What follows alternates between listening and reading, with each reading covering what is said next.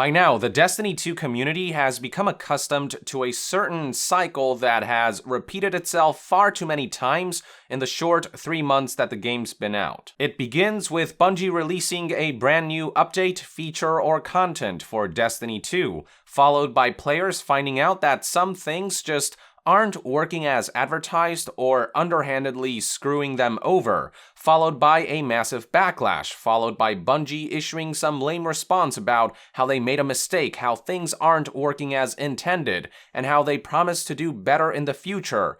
And rinse and repeat. It happened with Destiny 2's XP throttling and XP requirement doubling. It happened with Curse of Osiris locking old content behind the new and underwhelming DLC. It happened with the poorly implemented or malfunctioning 3 of Coins and Faded Ingrams, and now the cycle is repeating itself anew with the latest controversy, the Dawning event. For the full details, be sure to check out my previous video on the matter, but the basic summary is that what was supposed to be a time of festivities turned out to be another platform for Bungie and Activision's greed. By sparingly and stingily awarding players the event-specific seasonal loot boxes needed to earn the 59 new Dawning exclusive items, they made it incredibly difficult or nigh impossible to obtain all or even a significant portion of these new items just by playing the game within the allotted 3 weeks long time limit that the event will run for. Basically, the only way to earn these Dawning items at a reasonable pace before time runs out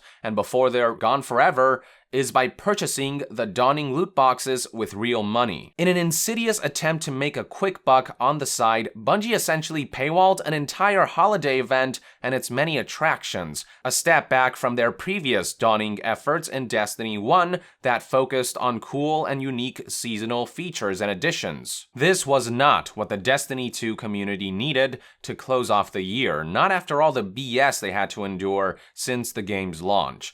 It only served to further the notion that Bungie's goal isn't to tailor the Destiny 2 experience around players, despite their claims, but rather around the game's abhorred Eververse marketplace, which is single-handedly ruining what could have otherwise been a potentially great game. Naturally, the Destiny 2 community revolted, and Bungie's official forums and the Destiny 2 subreddit has been filled with nothing but condemnation for the studio's latest predatory practices. Now, if we follow the natural course of Bungie's vicious and abusive cycle, up next would be that the studio will release some form of a lame response, and they certainly did not disappoint on that front. The following information comes from the official Bungie forums, where one user complained about the Dawning event's malicious nature in a thread titled, "Destiny is about earning loot, not buying loot." The user rightfully asserted how everything from the Eververse should be put into endgame activities for players to grind for and unlock,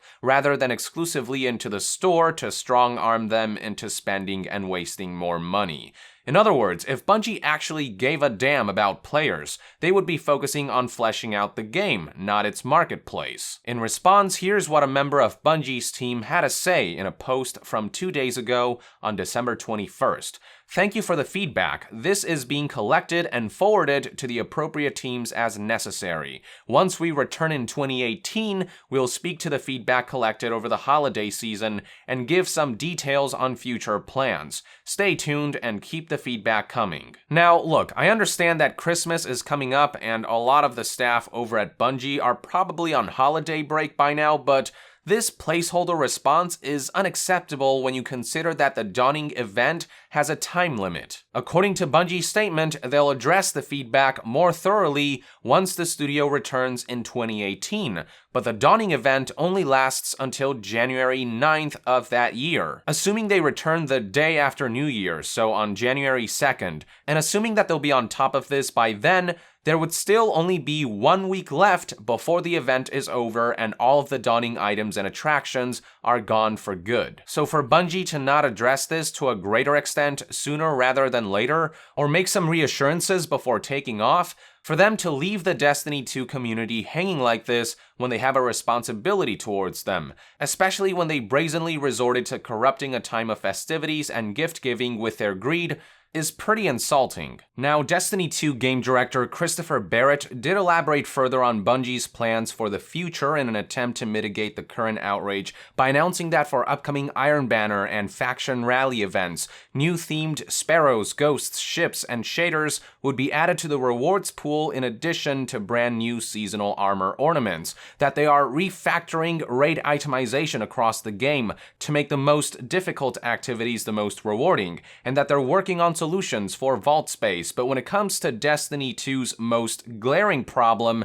the Eververse, he gave the typical Bungie response that they're listening to feedback and are looking into it. But they aren't listening to us, because if they were, they would remove the Eververse outright or vastly diminish its role in obtaining lucrative items. The Eververse single-handedly ruined the Dawning event, and it has single-handedly ruined Destiny 2 as a whole. But back to the topic at hand, as far as Dawning is concerned, the only way Bungie could even begin to make amends is by extending the Dawning event by another 2 weeks, and by making it so that during that extended time period, players can earn free Dawning loot boxes by leveling up through gameplay, like in every other game. And yes, in case you didn't know, part of what makes Destiny 2's holiday event so egregious is that Bungie broke tradition by having level-ups only reward players with regular loot boxes that don't feature any of the new Dawning exclusive items, rather than the seasonal loot boxes that do, because God forbid people earn anything by playing the game